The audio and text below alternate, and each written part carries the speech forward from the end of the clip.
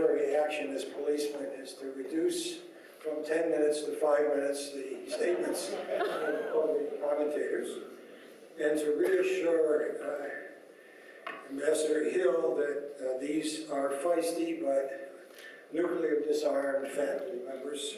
You raised that issue earlier. I can guarantee the former, the latter, I leave to international multilateral institutions. I will try to rigorously limit my colleagues by sending messages or making loud noises.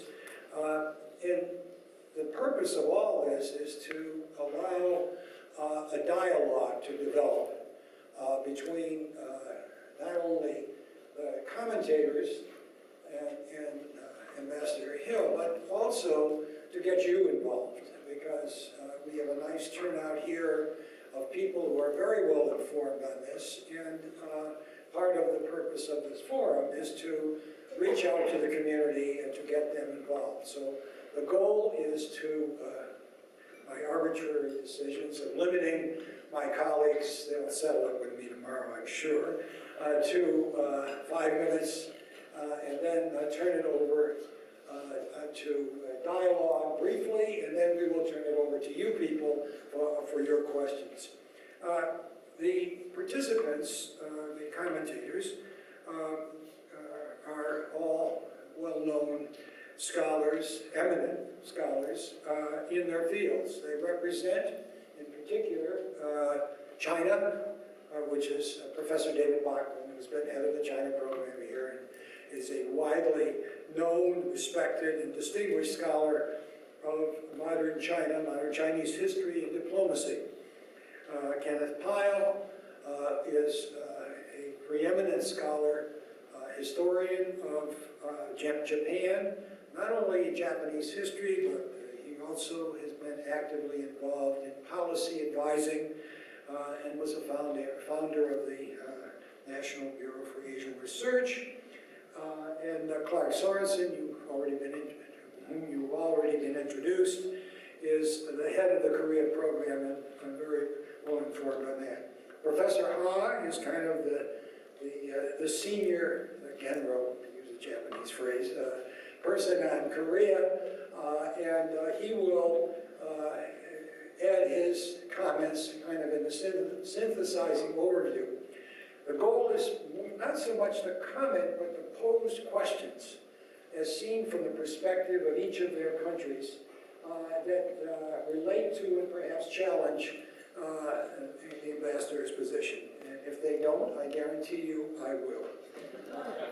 David, why don't you begin, and please come up here so we can be seen. And, oh, that's right.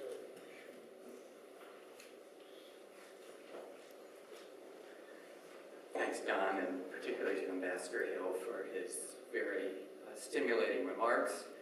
And I am going to try to pick up on Don's point about being provocative or challenging those remarks. And I'm not sure I'm going to accept Don's authority to limit my time. I have 5 or 6 points I want to make.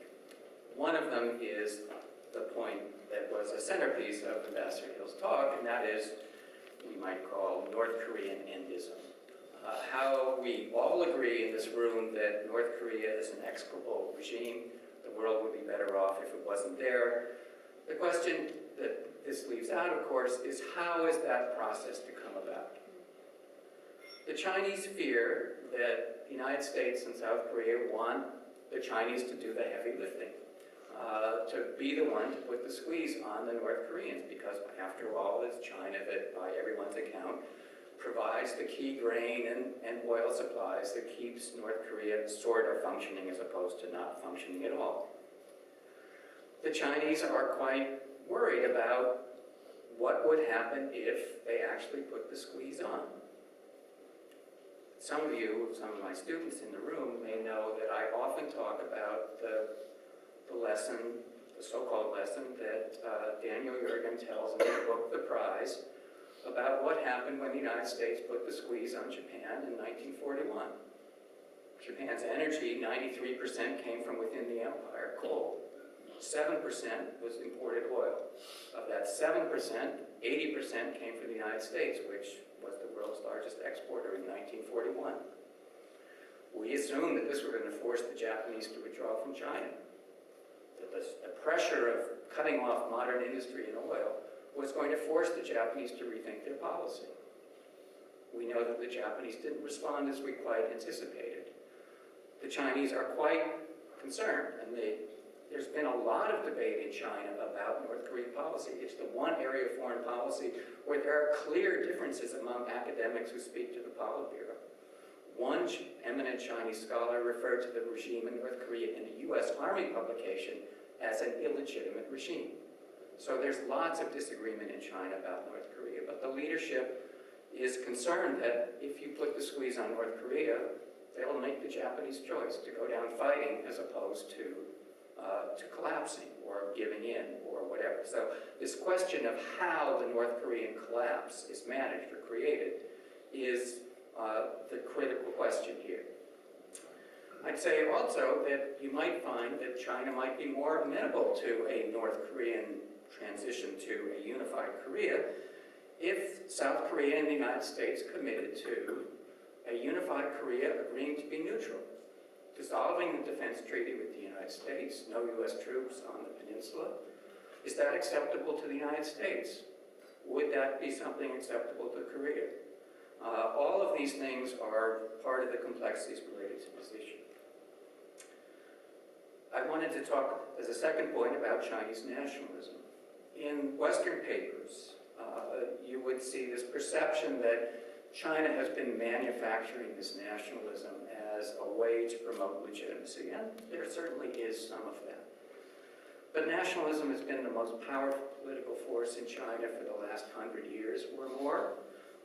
It is one that now reflects Chinese pride and Chinese achievements over the last 30 years. One that's given rise, quite rightly, as Ambassador Hill points out, to hubris, overconfidence, expectation that we can extrapolate straight out and China will be the world's biggest this, the world's biggest that, and everyone naturally will defer to China's bigness, if not its greatness. And I wanted to say that the leadership shares this. Indeed, politicians everywhere, one of the prerequisites for being a political leader is sharing pride in your country, being nationalists. The Chinese leadership is nationalist, the Chinese people are nationalist. They have their gripes, as everybody else does, but they have a great deal of pride here. So there's some manufacturing, but there's a sense that China sees itself as someone who should be deferred to, respected. We had until, let's say, Thursday, this dominant image in the U.S. of Chinese nationalism run amok, that this was leading to conflict in the South China Sea, East China Sea, everywhere. And then, all of a sudden, out of nowhere, comes agreements with the Japanese, comes agreements with the United States, and oh yes, buried inside the paper, the free trade agreement with South Korea.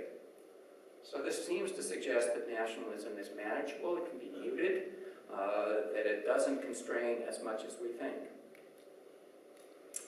A fourth point I wanted to make was about the pivot. I was asked last month to go down to Joint Base Lewis McChord and give a speech to many of the officers there. And I was sitting with the commanding general of 1st Corps, and he asked me to tell him what the pivot was. Because he said, when he goes to Asia, everybody else asks him what the pivot is. The heads of state or the military in Bangladesh and Southeast Asia and so on. So they see the military dimension of the pivot, but he couldn't give an answer for what the pivot was other than shifting of attention. So in that sense, what is it that this pivot is supposed to be other than vague attention? And of course, anyone who studies U.S. foreign policy knows that the short term drives out the longer term, that holding an agenda focused on long-term American interests in Asia is going to fall victim to Arab Springs, seizures of Crimea, and all sorts of other things in ways that don't reassure our allies, raise doubts among the Chinese about what's going on, and create, exactly as said, unintended consequences that make the situation worse. A fifth point I want to make is I'd simply note that the core goal of foreign policy for China is a defensive one, and that is to make sure it is never at the top of the U.S. foreign policy agenda. And thanks to the Arab Spring, Crimea, and so many other things, China has been quite successful at doing that. They know that as long as that's the case, various interests in U.S. politics will prevent this type of sort of focused response on China, which allows China to do many of the things it wants to do. And my final point concerns the title of the talk about dynamics in Asia. It strikes me there are many other dynamics here that weren't brought up or that we need to think of in a somewhat medium to long-term perspective. So one of them is the nature of the Chinese-South Korean relationship. So South Korea exports more to China than it exports to the United States and Japan combined. There are more Korean students, South Korean students in China than in the U.S. And there are other aspects of the relationship that suggest that China might be more effective at dealing with North Korea, can cut a deal with South Korea about North Korea perhaps more effectively than the U.S. can. So that's one dimension here. But then there are the sort of longer-term, less obvious dimensions. So pretty soon, South Korea's population is going to start to decline, along with Japan's already declining population, Taiwan's declining population. China's population is not going to start to decline for a while. One of the things that international relations specialists have speculated on but haven't devoted sort of considerable thought to is, what does demographic decline mean for international relations? Obviously, it means that Samsung, Hyundai are going to be selling less products in South Korea. It may force South Korea to be more internationalized. But what does that mean for national conceptions, national identities, and ideas about what the future of international relations hold? I agree with Ambassador Hill that there should be much more multilateralism in Asia, in any number of contexts. But what we're missing here is the kind of work that Anne-Marie Slaughter has done about informal policy networks that unite the United States and Europe. A new world order, as she called it back in the early 2000s, of where policy groups in various countries formed informal groups.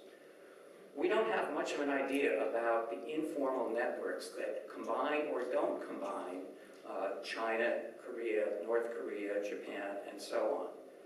And so perhaps we're looking at the obvious and we're missing what may become new and determining factors for foreign policy down the road. We could, obviously, going back to the pivot, that the United States also does dumb things. This shouldn't come as a new insight to those of us who study American foreign policy from time to time, but the U.S. opposition to the Asia Infrastructure Investment Bank, trying to keep South Korea and Australia out of it, while at the same time not providing any more money to the ADB, the Asian Development Bank, or to the World Bank, or providing any more U.S. foreign aid. So we're saying, we don't like what the Chinese are doing, but we're not going to compensate. We're simply going to tell you you shouldn't have this. So what are the Chinese supposed to draw from that? What are Asians supposed to draw from that? Is this a pivot? How is that helping us in our foreign policy? So with that, I will turn it over to whoever's next.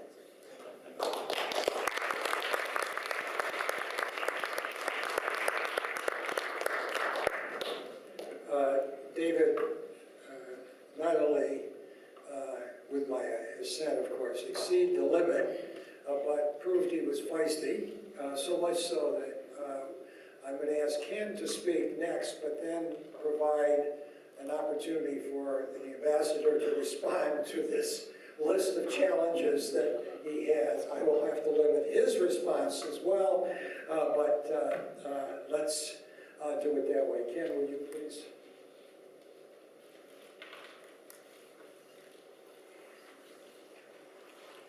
Well, thank you, Ambassador, for a very stimulating talk. I also want to thank my good friend, Professor Ha, and his colleagues for initiating this Forum, which I think has wonderful possibilities for the future. I'd like to address my comments particularly to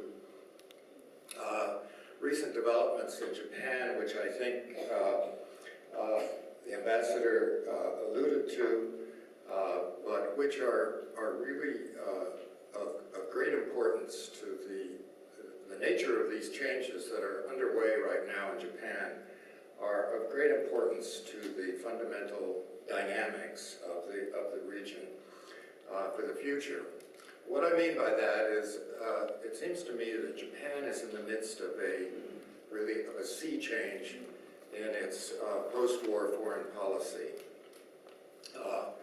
Japan historically has always adjusted its foreign policy to the changes in the international environment. That's true of all countries, I suppose, to an extent, but it's particularly true of Japan with its pragmatism, its realism, and its tendency in foreign policy to adapt. So what has been happening in Japan, particularly in the last 2 years under Prime Minister Abe, is a redefinition, an ambitious effort to redefine Japan's international role. This has been a kind of quiet revolution up until this past summer when the Prime Minister announced a reinterpretation of the Constitution and of Article 9 to make possible collective defense for the first time in the post-war period. You have to understand that Japan during the Cold War basically abstained from this conflict, made the best of a bad situation, having been occupied and having an alliance imposed upon them. And so the Japanese had a foreign policy strategy that Henry Kissinger and others never recognized until it was really passed. And that was to adopt a series of self-binding policies which would keep them out of the Cold War and would withstand American pressure to participate in the Cold War. So the fundamental goal of this, the fundamental policies of this strategy was a series of self-binding policies. And if you think about them, it's really quite astonishing. So Japan said, we will not have any overseas deployment of our self-defense forces. We will not participate in collective defense. We will not have any power projection capabilities. We will not become a nuclear power. We will not export arms. We will not share defense-related technology. We will never spend more than 1% of GNP on our defense. And we will not engage in military use of space. These self-abnegating policies were a kind of brilliant strategy for the Cold War, but it left Japan at the end of the Cold War without a foreign policy in terms of defending itself, other than complete dependence on the United States for its security. So in recent years, what we've been seeing under Abe and also earlier under Koizumi and even Nakasone was a quiet and incremental, kind of slow adaptation to the new post-Cold War environment. And all of those self-abnegating policies have been quietly changed, except for the nuclear one. And in that case, it's even no longer taboo to discuss it. And so all of those negative self-abnegating policies have been gradually modified, and the most striking one was Abe's reinterpretation of the Constitution this summer. So Beijing has made it much easier for Abe to achieve this by its bluster and even bullying of Japan. And Abe's popularity has really held up, close to 50%, between 45 and 50% approval rating.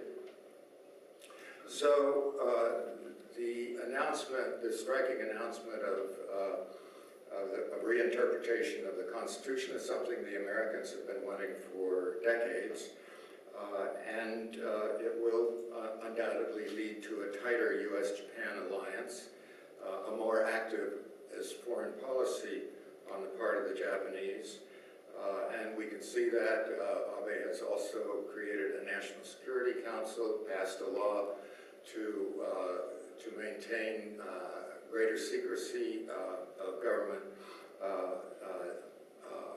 policies and discussions, and has, for the first time, really formulated a clear foreign policy strategy. So all of those things add up to Japan in the dynamics of Northeast Asia becoming a much more active player and supported by a younger generation in Japan, which strongly supports a much more,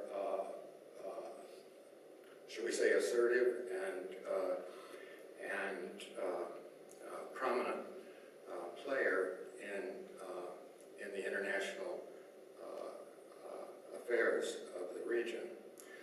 What is less understood, it seems to me, and less appreciated in thinking about Abe's agenda is the fact that I think that he, like his grandfather, Prime Minister Kishi, also seeks much greater autonomy in foreign policy. And by that I mean autonomy from the U.S. alliance. In the short run, obviously he needs a strong U.S.-Japan alliance in the face of China's rise. But in the longer term, it seems to me that Abe desires a much more independent foreign policy. He doesn't like, he must grind his teeth when Joe Biden comes over and urges him not to go to Yasukuni Shrine, or Richard Armitage suggests that they build a new shrine in place of Yasukuni. The alliance with Japan, the U.S. alliance with Japan has left Japan in a kind of uniquely dependent relationship on the United States. It's been a hegemonic alliance, and I think, although this is not discussed by Abe, I think in his heart of hearts, he really wants a much more independent foreign policy. So with that, I'll pass it on to Clark.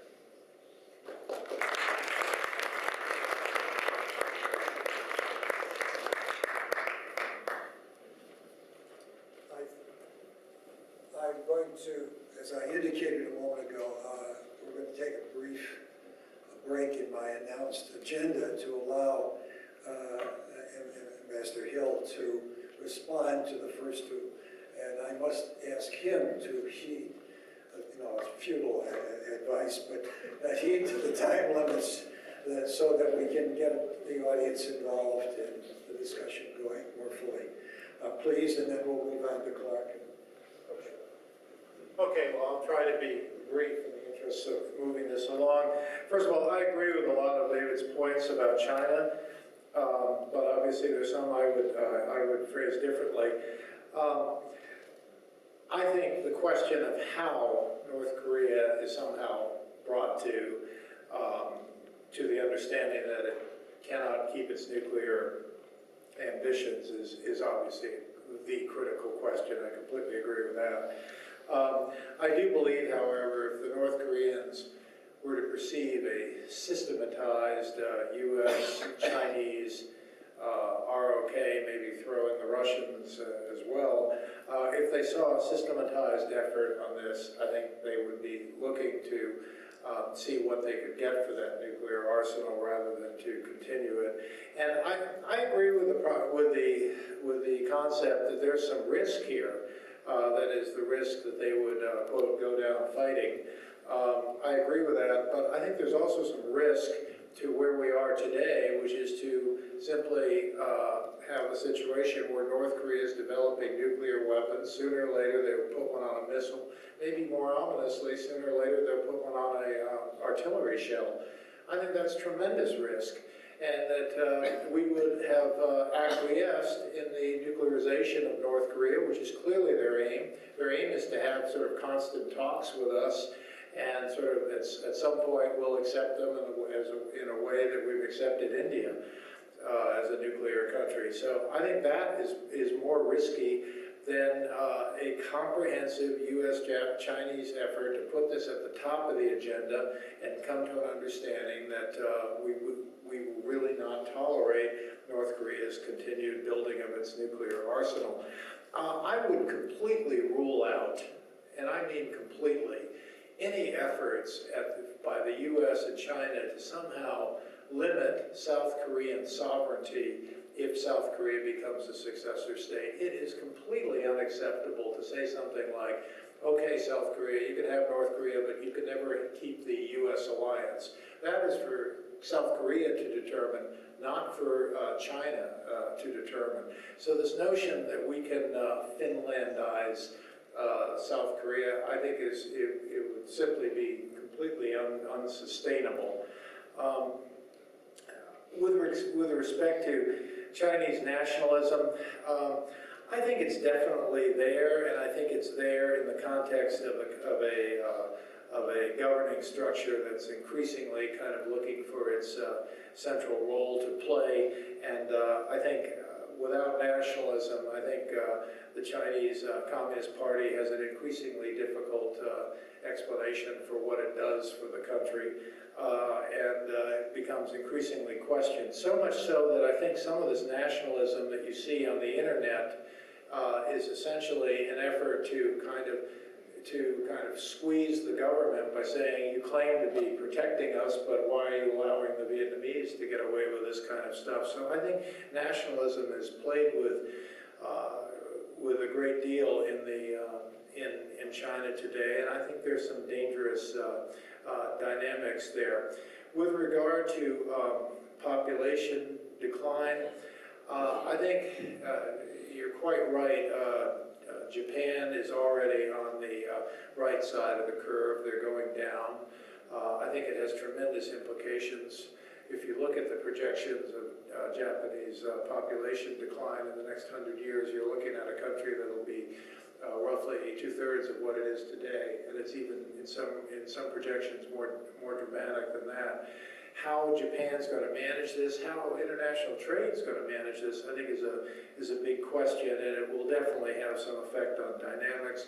South Korea is also will be going down, but South Korea has proved to be much less concerned about immigration. You see some 2 million Filipinos and others living in South Korea today. So I think South Korea will, like the United States, kind of moderate the decline through some kind of immigration process. When President Obama went to Japan a year or two ago, the Japanese brought out and showed him these wonderful little robots that would, make your bed or, vacuum clean your house.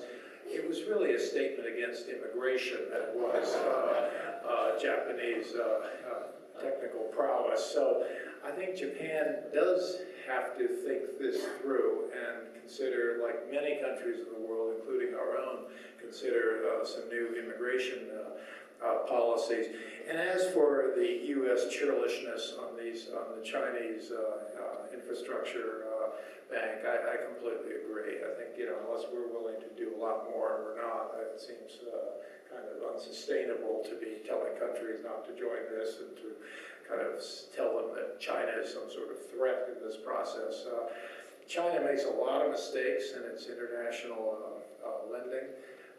You can see some of those mistakes. You go down to East Timor. East Timor has the world's biggest foreign ministry right now. I mean, you can practically see it from outer space, and you sort of wonder why East Timor has it. And the answer is the Chinese built it, and there was absolutely no concept of what they were doing. It was clearly a case where what goes for Chinese foreign assistance is often simply a subsidy to its construction ministries, et cetera.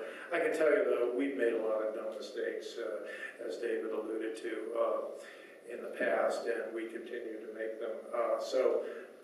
I think we can learn from each other on some of these things.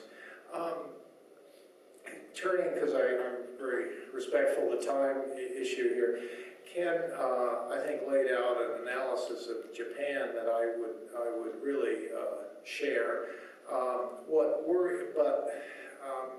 I would say that some of these trends are worrisome.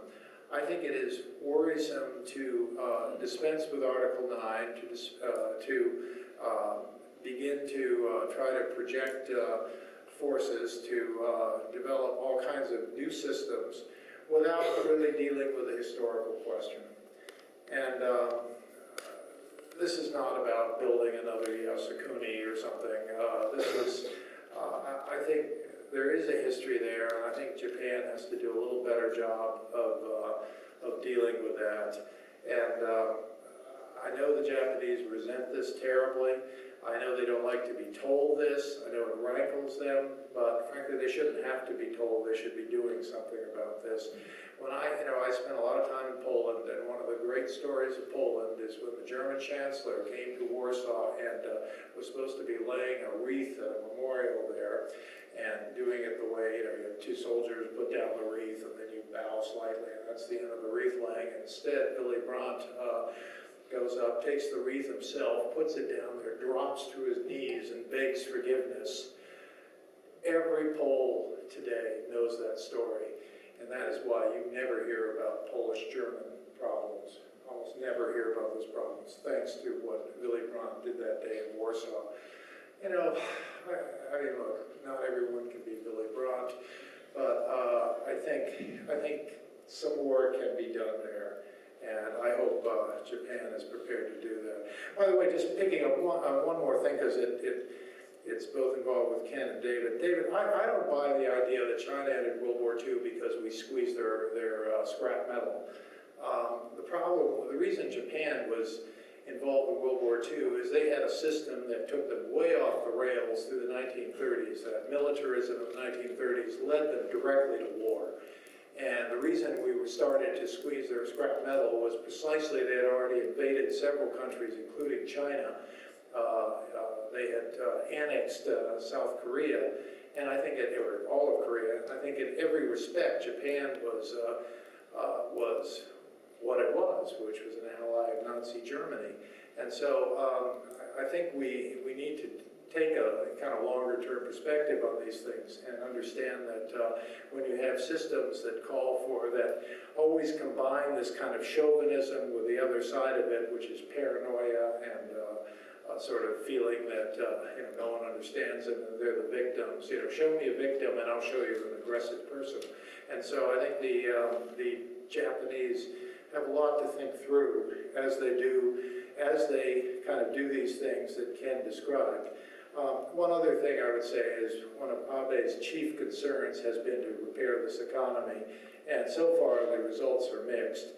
And while I think Abe has made his priorities clear about the economy, and it's the economy more than it is Article 9 that he's focused on, I think that has been welcomed, but I think he has a long way to go. Certainly the third arrow, as he called it, the structural reforms, has been a very it has not really found its mark at this point, and I think we have to kind of stay tuned to see how Japan goes.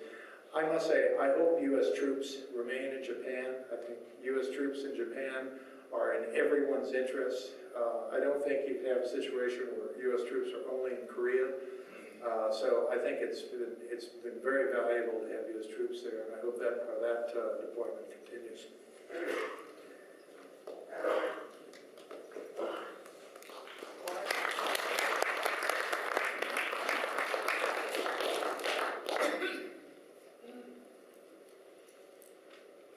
You've been sitting here very attentively for a long time, so I'm going to try to keep my remarks as brief as possible.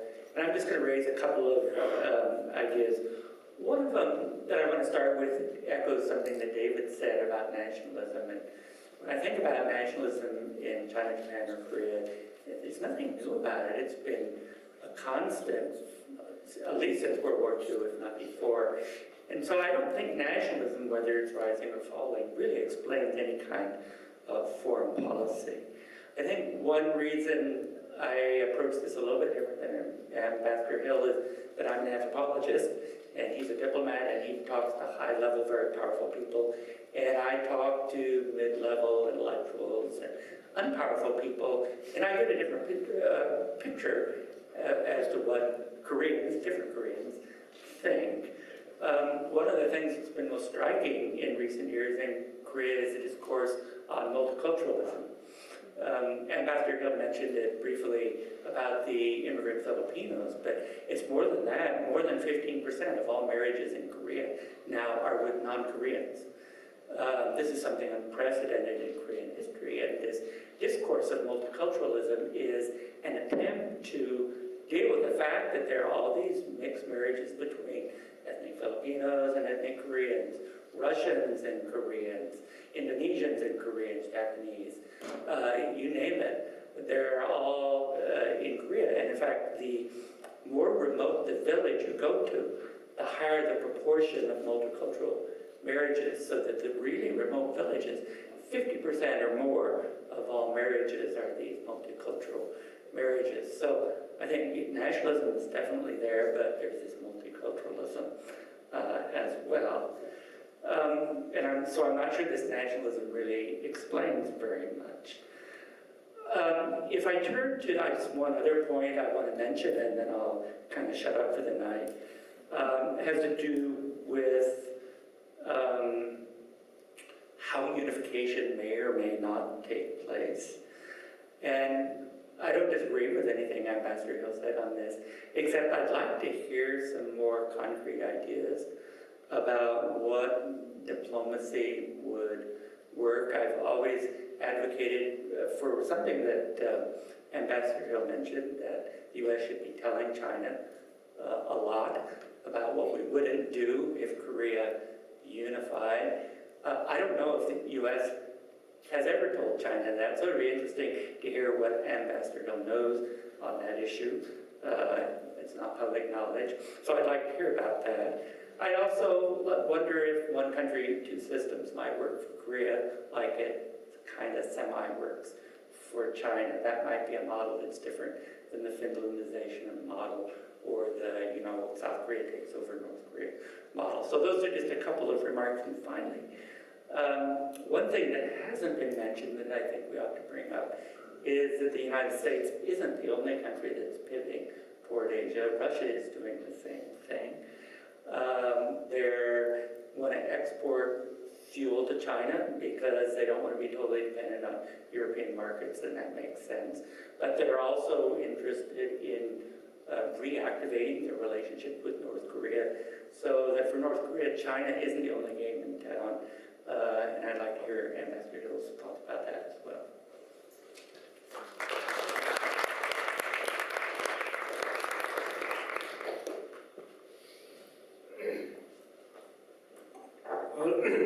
Well, it's not easy to speak last because everybody sort of said all the good things. But let me try. I want to make two or three observations and comments, and then two questions are directed to Ambassador Hill. Excuse me.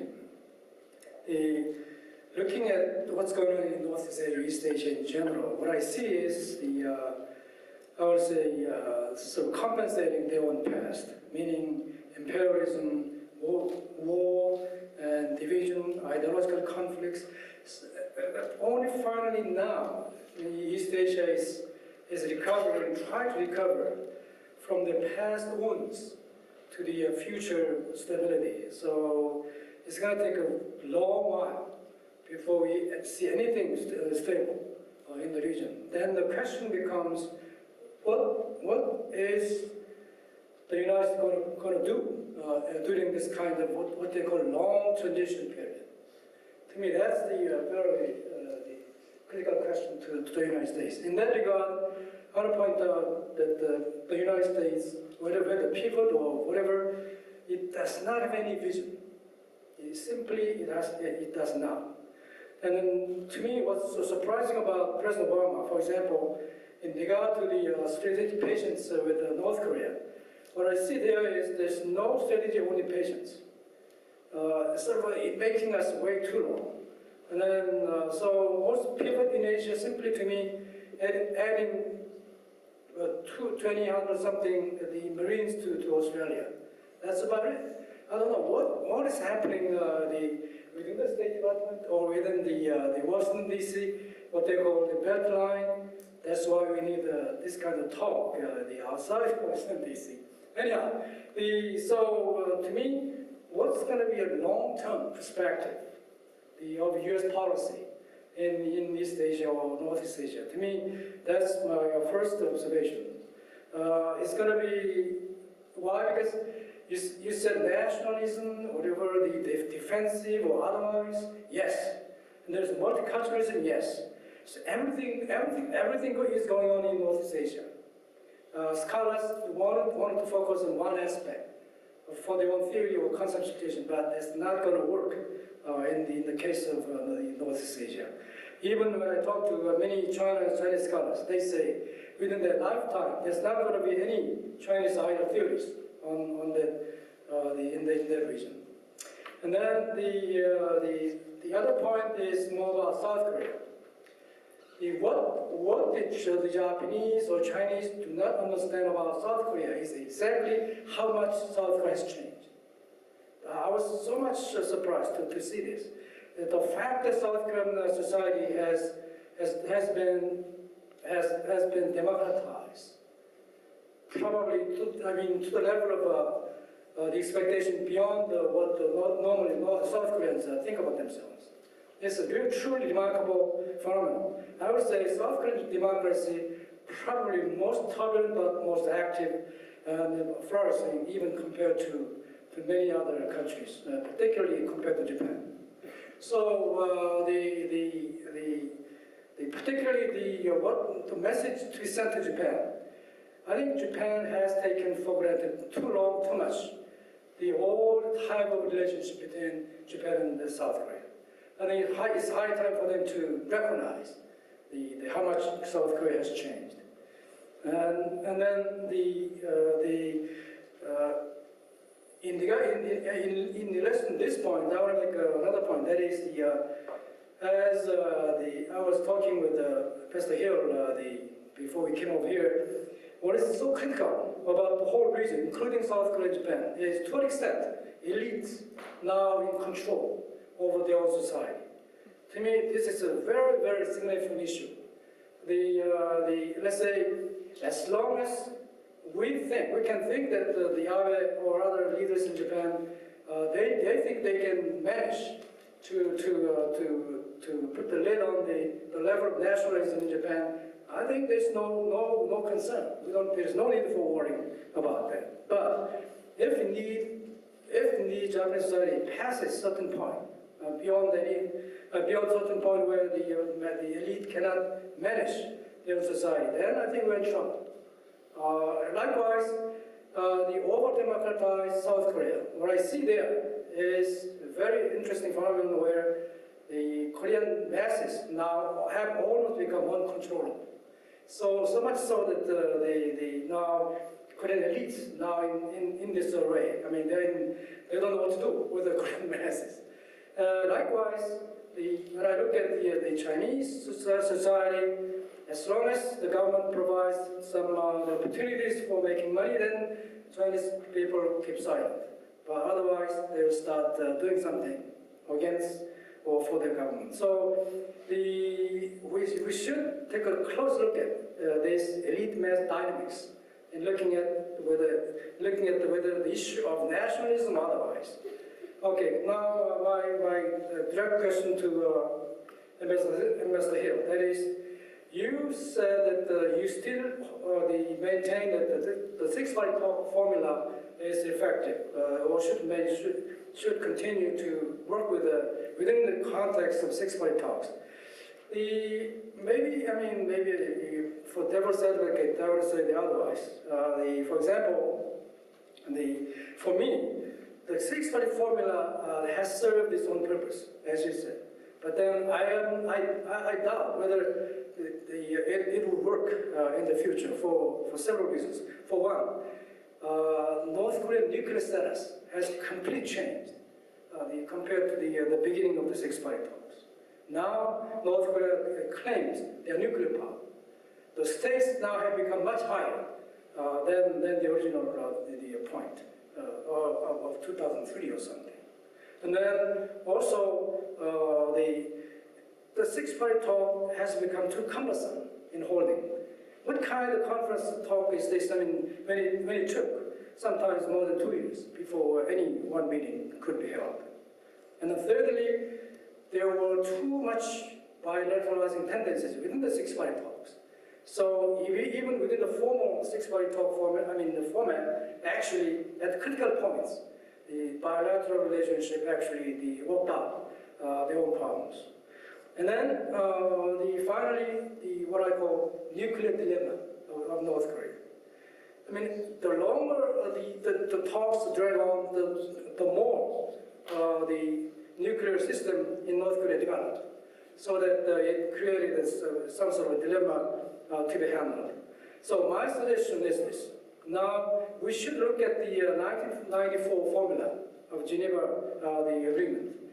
Similar kind of thing. So rather than sort of holding on to this kind of strategic patience without bringing much results, I hope the United States and South Korea should work together to start negotiating with North Korea. So in a sense, the constituting sort of three-party talks, and then adding China, so making four-party talks, and then later on the six-party talk formula could sort of ratify whatever the results could be made in the end. That's my kind of question to you. And my final point is about exactly somehow I love the diplomatic sort of idea about multilateralizing and then talking for the sake of talk. All this. Now, I think we need that. However, as I maintained earlier, we need to see some kind of projection of vision coming out of the United States, so that at least during a turbulent period of time facing Northeast Asian countries, the U.S. could manipulate or manage or control the level of crisis to the minimum level. Thank you very much.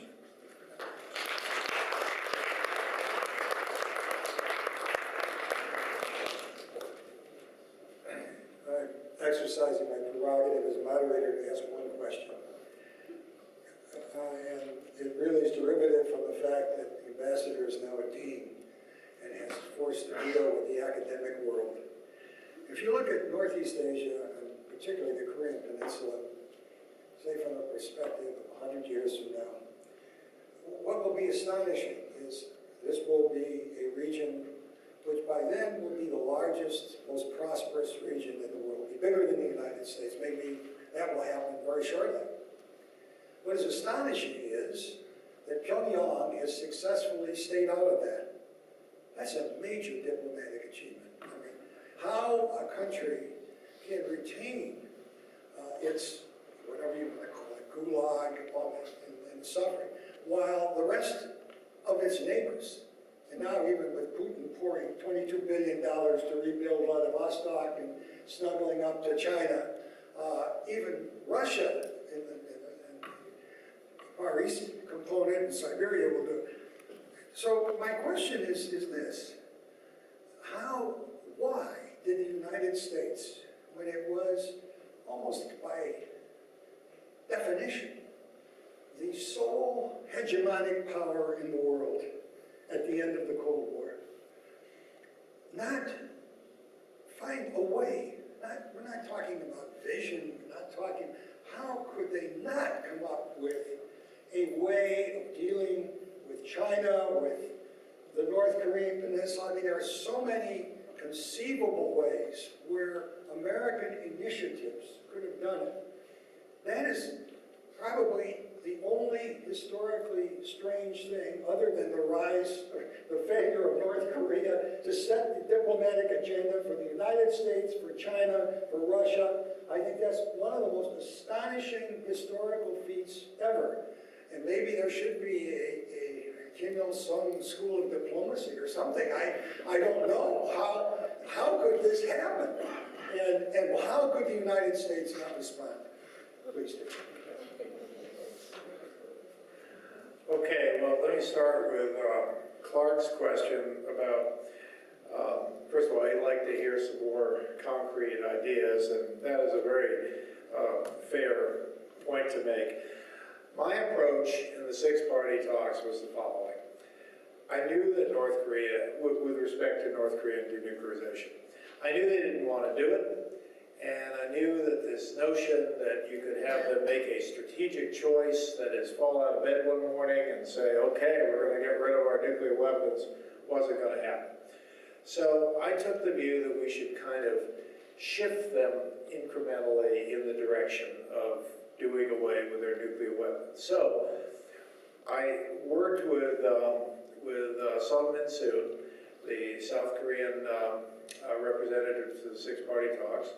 We'd meet up on top of the Plaza Hotel, which was walking distance from the Foreign Ministry and from the American Embassy, and we'd discuss how we should try to get something going in this process, because the problem had been up until then, you'd have a meeting, nothing much would happen, and the press would all get very skeptical of the six-party talks, even more skeptical than Professor Ha has been.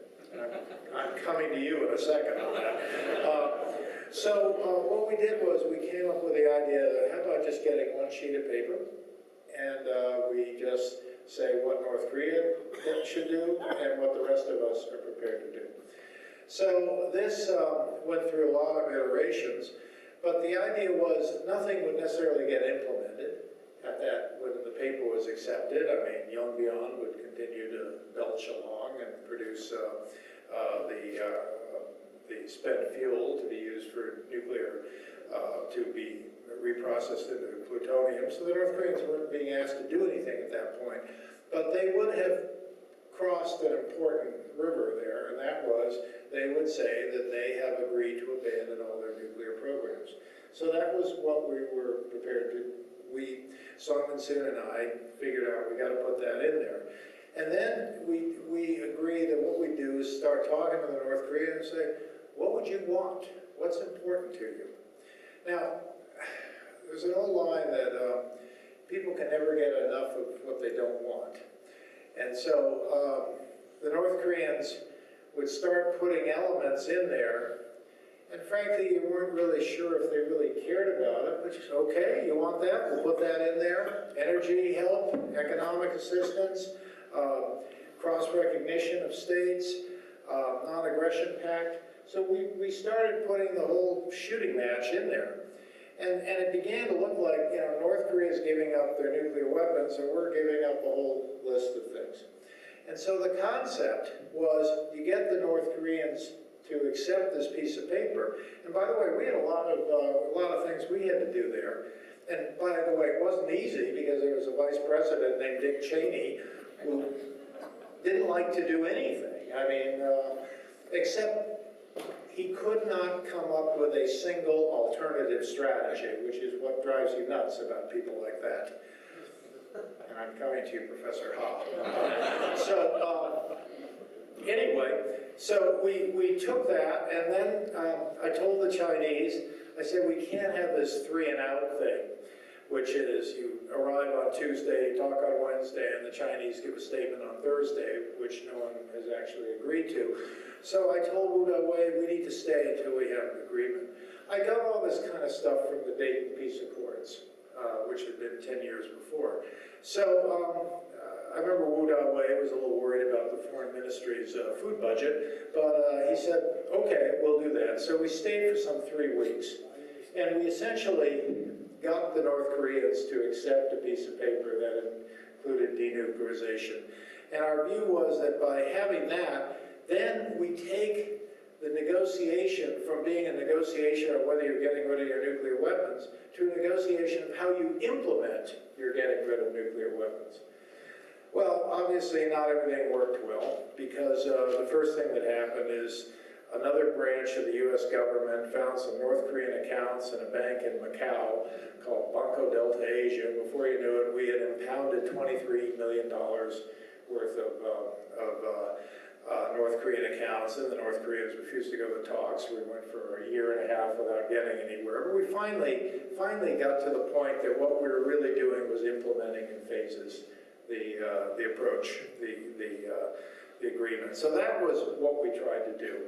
Ultimately, we could not succeed because the North Koreans, every time you get something for them, they acted like they hadn't even asked for it. So they just didn't seem, they seemed only interested in things until you succeeded in getting them, and then they lost interest. Very difficult people to work with. So that was certainly a problem. And then what ultimately killed the talks was the fact that the North Koreans,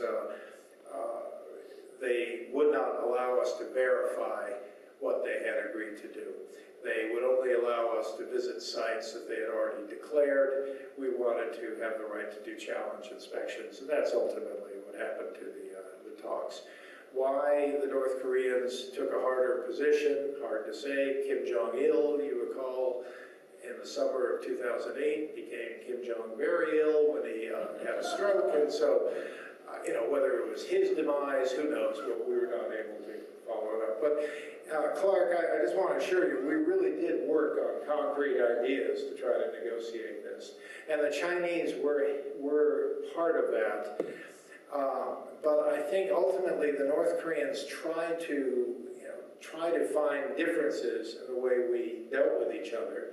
And so, I had to make sure that the Russians, who agreed with us but would always say the wrong thing just because they like to say the wrong thing. And so you'd have to work with the Russians and say this is very important. We'd have to get our people in Washington to be calling Russians and telling them this is important, this is what we're trying to do on Tuesday. So we really tried to work it. See, just one other point from Clark on the pivot. You're right, there's kind of less than meets the eye so far. The U.S. military has chopped more forces to the Pacific than ever before, so it's more than just the issue of the Australian deployment. It also, I think, was the U.S. Was prepared to join the East Asia Summit, the ASEAN process, and to be much more of a player in the multilateral game in East Asia. So I think to some extent people correctly analyzed it as a greater effort by the U.S. And remember, it was in the context of having elected a president who spent some of his formative years in Indonesia. So there's some sense that we were going to do something with that. So the pivot, I think ultimately was oversold, but I think it was also an effort to say, look, American people, we've bombed enough mud huts in Afghanistan, we now need to start thinking about our future a little more. So I think it was more an exhortation than concrete steps. Let me get on to Professor Ha's point about the six-party talks. If I thought the 16-party talks or the 66-party talks or the one-party talks would solve this, I'd go for it immediately. I could care less how many parties there are. What is important is for the North Koreans to agree to implement what they've already agreed to, which is the abandonment of their nuclear programs.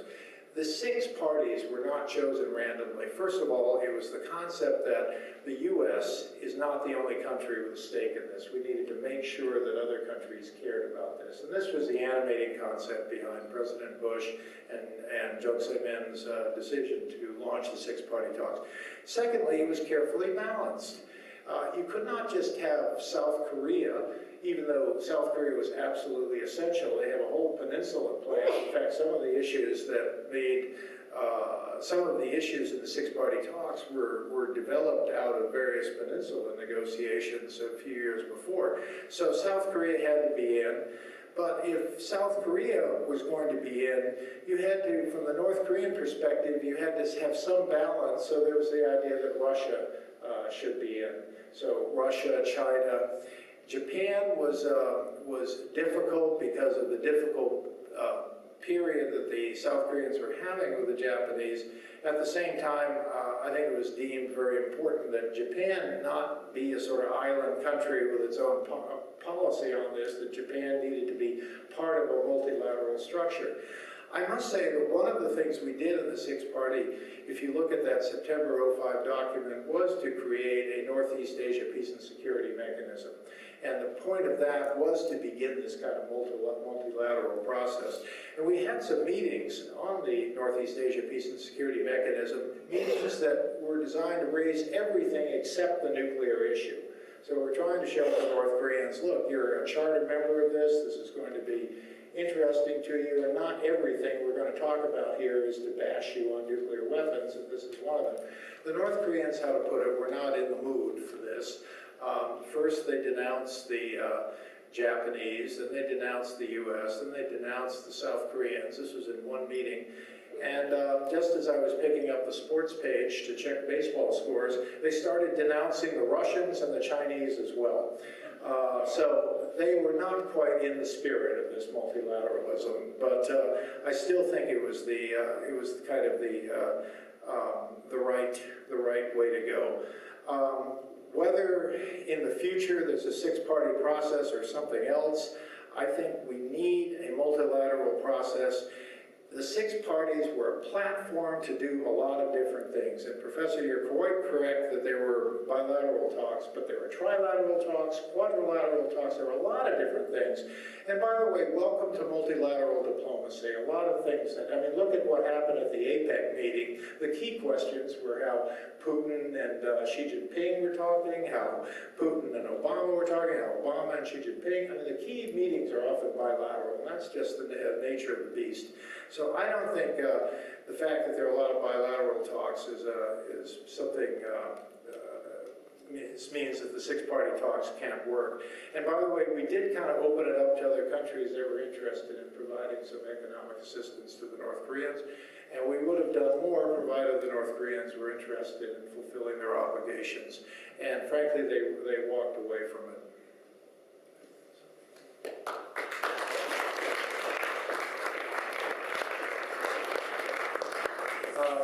I'm obviously violated my intent beginning to get your people involved in this thing, and I apologize for that.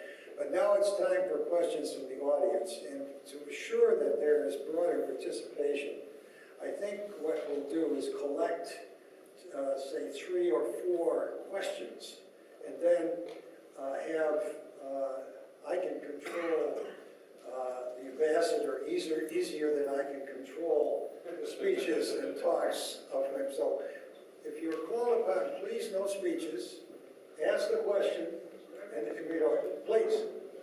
I think it could be useful to hear audience ideas without letting anyone take too long, because there are completely other points of view which might be useful. Well, I would not dispute that, but we have a large audience, lots of informed people, I guarantee you that, and people who have very strong feelings about this.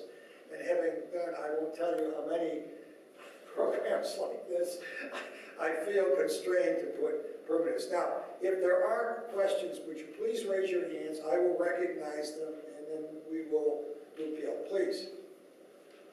Yeah, please identify you.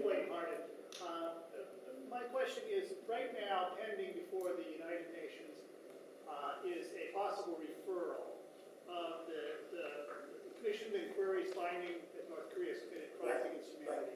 There's a vote that the General Assembly could take, and there's a vote that the Security Council could take. Most people assume that China would, if forced to, veto that referral. I'd like to hear Ambassador Hill's thoughts on that, and perhaps the thoughts of the experts from China and South Korea. Yes. Thank you for a clear and interesting question. Yes? My name is Maya Coons, and my question is, you said that China was the only country doing business as usual with North Korea, but it seems that Russia is actually doing quite a lot of business with North Korea, so I would like to hear your thoughts. Okay, the role of Russia. Yes, please. Yeah, I'm positive that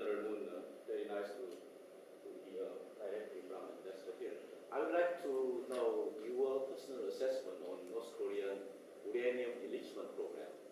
Little is known there, but it has something to do with the international community's negotiations with Iran. Yes, I'd like to know your With Iran? assessment. Yeah. Okay, good. Yes, please, this will be the fourth one, then we'll stop and he will quickly answer. I'm Mike Park. I got a practical question to Ambassador Hill.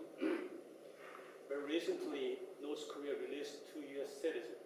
One individual from the Kenneth base from local.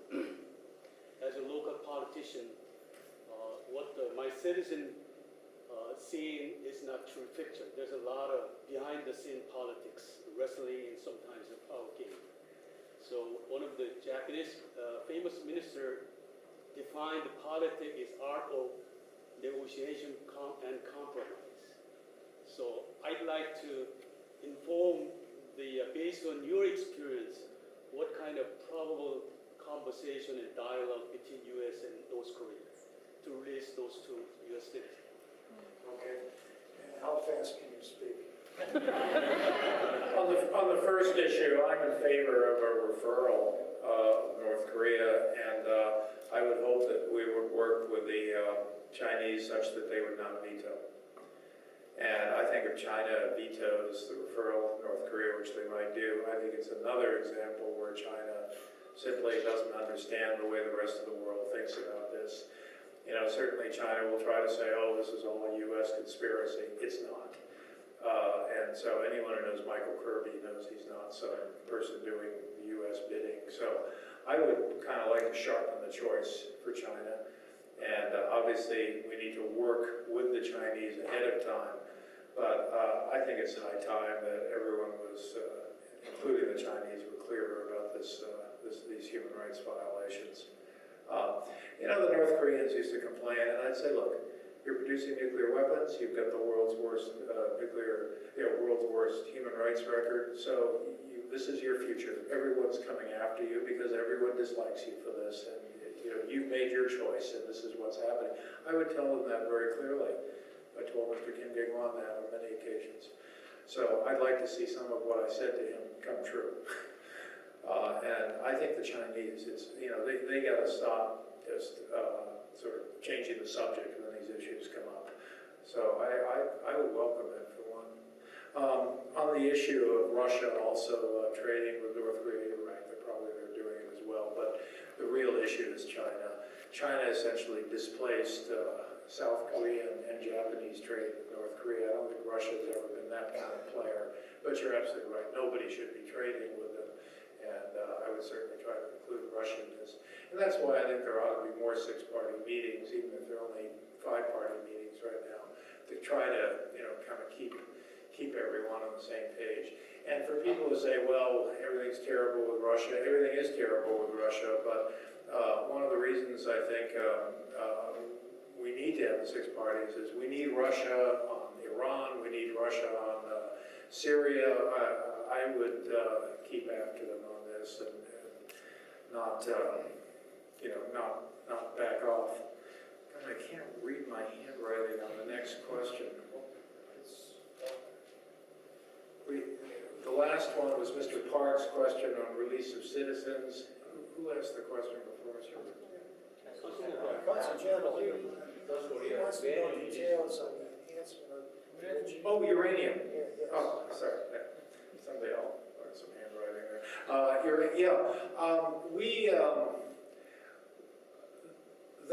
North Korea was producing plutonium. That was a fact. We could see it from the air. It was happening. And that was what their nuclear arsenal was. So job number 1, shut down the plutonium and try to disable it, eventually dismantle it, and eventually get it out of there. Job 1. But at the same time, we had to keep the door open to exploring what they were doing on uranium enrichment because we knew they had made purchases of equipment that were entirely consistent with the uranium enrichment program. So throughout the talks with North Korea, we kept that door open. We never agreed to the idea that they don't have a uranium enrichment program. But it was very important not to hold up the control of the plutonium program by saying, well, you know, we really need to, you know, explore the uranium enrichment program, because meanwhile they were making plutonium. So we decided, let's shut down the plutonium program, but not agree to close the door to the uranium enrichment. It finally floundered or failed over the issue of our right to do inspections of suspected uranium enrichment sites. So I think we handled that right. The neoconservatives would argue, oh, we ignored uranium enrichment. We did not ignore uranium enrichment. It came up all the time. But we didn't want to have a situation where we made the best the enemy of the good. And a good agreement was to shut down the plutonium and keep the way forward on uranium enrichment, not to wait for them to come clean on uranium enrichment while meanwhile they have a plutonium program. So that's how we manage that. And I'm not sure of the connection to Iran, because that would keep us here till 3 in the morning, but my own view is this interim accord with Iran is serious, and I think we ought to stay with it, and if we have to extend the date on November 24th, we should extend the date, because I think this could be extremely important to our interests, and I think we should stay with this Iran program. Finally, on the release of citizens, that was a very welcome gesture. Obviously, the North Koreans wanted a senior official. I think President Obama made the right choice by having General Clapper. I don't know if you've ever talked to General Clapper, but he is a man of few words, and he is not interested in coming back from a meeting like that and claiming he's opened up some new channel to North Korea. He is not interested in that type of how to put it, he's not a former governor. Thank you. That was, you'll never make it as an auctioneer, but you certainly substantively have dealt with it. Any more questions, please? We're getting, yes, please. What are the probabilities of internal change in North Korea in terms of perhaps a coup d'etat of some sort? Probably very unrealistic, but what often was it? Great. Yes, please. I was hoping the ambassador could expand on what he thinks the consequences of Japan changing Article 9 might be in a greater Asian zone. Okay. Yes. My name is Leon Vachnik, and I wondered if North Korea will ever admit the sinking of the South Korean ship, the naval ship, several years ago. Yeah. Thank you. Which was proven to be The case, yes, no, I understand. Any more questions? If not, this will take us, oh, I'm sorry, yes, way in the back. Yeah, that's good enough.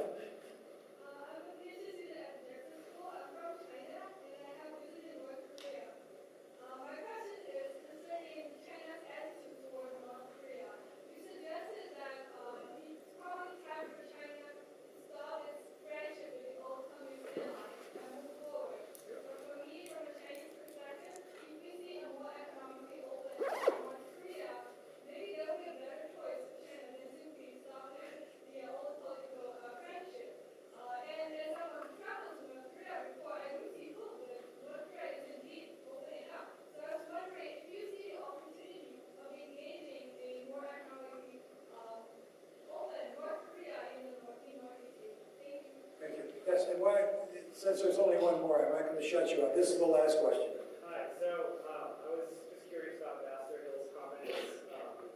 He had said that pivot to Asia was a confrontation with China, yet it somehow seems to have been the case that China just interpreted that.